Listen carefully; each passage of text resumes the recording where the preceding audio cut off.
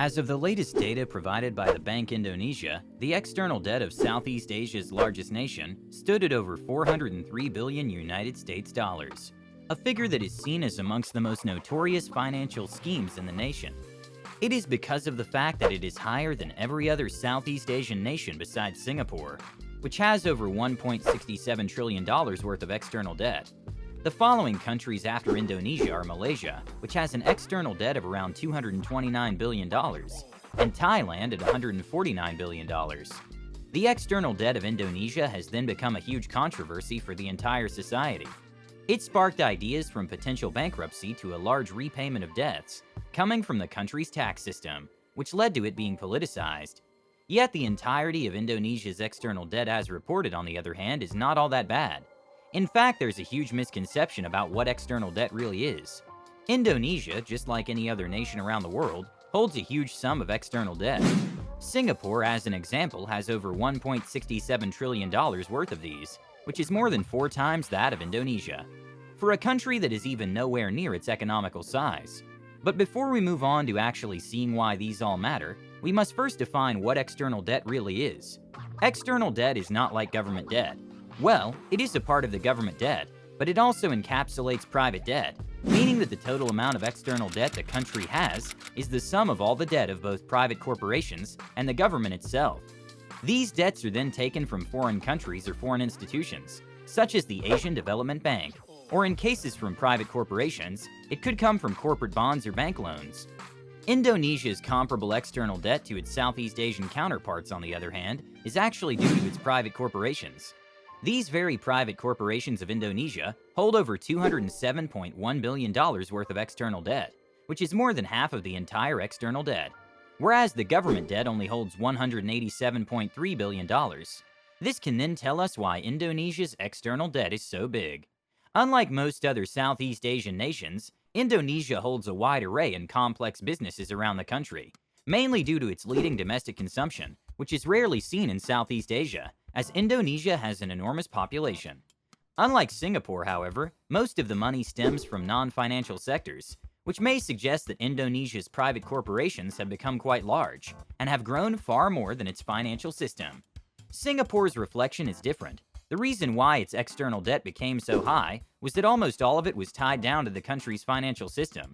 This is evident in numerous financially efficient countries, including Switzerland and the United Kingdom. Their external debt is largely due to foreign deposits made inside the country. Let us, however, take a look at Indonesia's external debt more clearly and see if the same applies. The overall external debt of Indonesia has risen over the past decade.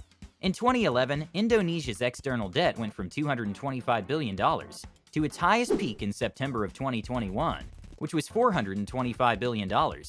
This is likewise influenced by both the public and private sectors. But as of the latest data, the public sector shares $207 billion worth of debt. The $187 billion comes from the government, while the remaining $8.5 billion comes from the central bank. Most of the debt that comes from the government is related to debt securities, which are estimated to be $133 billion. Debt securities are known to be the likes of government and corporate bonds.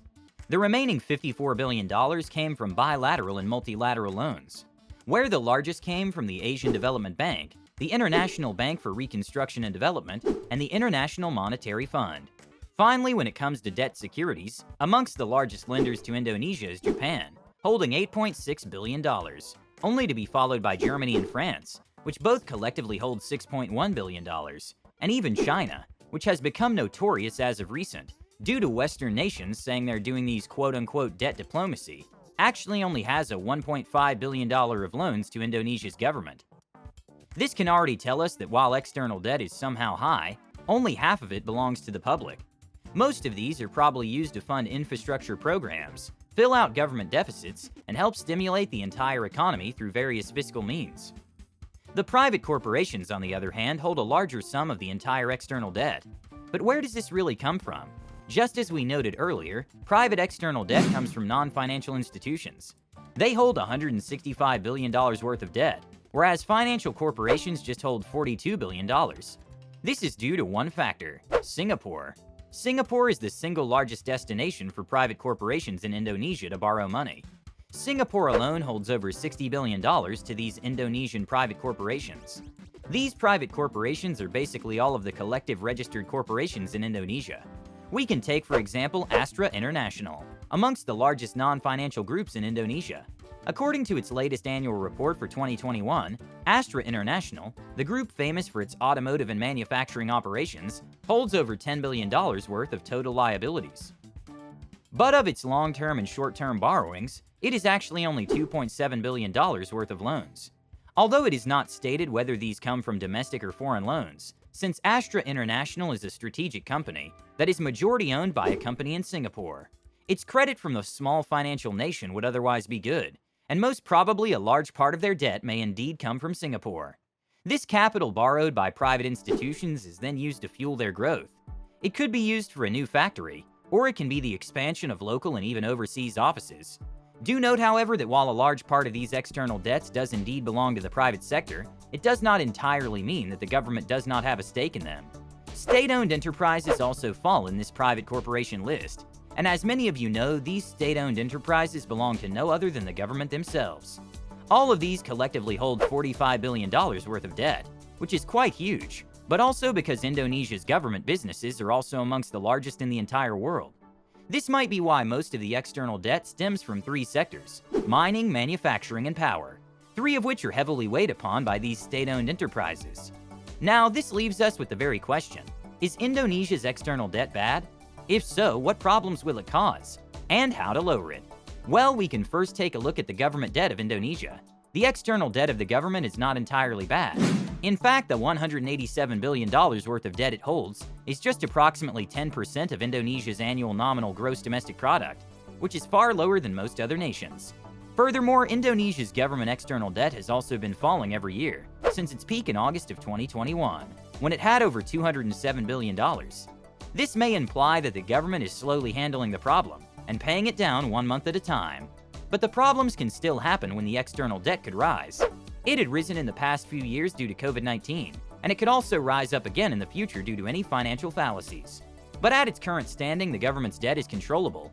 In fact, it is very low and has nothing much to be worried about. For the private corporations, on the other hand, these are most likely just going to go up. External debt for private corporations is very necessary, because if they can't get debt from domestic means, they will need to get it from foreign entities.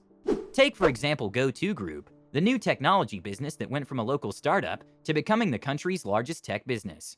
It is a merger of Tokopedia and Gojek, but these two prior to their merger did not go to domestic businesses to help fund their activities.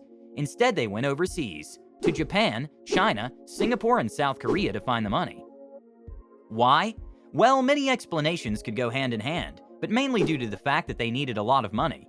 Gojek alone raised over $5.3 billion in funding. Could they receive the same amount had they tried to find local investors? Well, it would be very difficult to say at the very least. But to simplify everything, there's just so much more availability of cash overseas, rather than in the domestic economy. Hence, private corporations do indeed tend to turn to them, instead of their local banks. Now, the only question is if these private corporations take up too much debt. And just like the government, if they have too much external debt or debt in general, it will weigh upon the entirety of the organization. It would risk bankruptcy, slow growth, and remove profitability. This issue, however, is too complex and is not entirely needed to be explained further, since Indonesia's private and public corporations are in good hands. But anyway, this is just our opinion, and do let us know what you think. Thanks for watching.